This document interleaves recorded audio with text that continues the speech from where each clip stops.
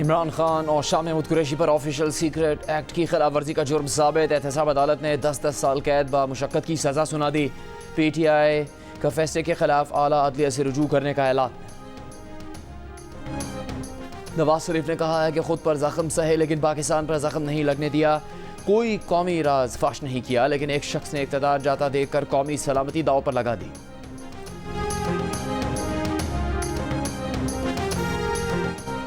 बिलावल भुट्टो जरदारी कहते हैं अब मुकाबला तीर और शेर का है, कोई और नहीं रहा इस मुकाबले में। आप चाहें या ना चाहें, बानी PTI इस इलेक्शन से आउट है।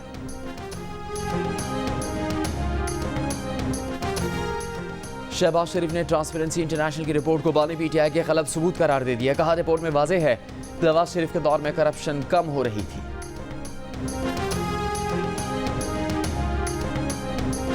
और सिब्बी में PTI की रैली के करीब धमाका, 4 अफराद जाम बहक, 5 जख्मी हो गए।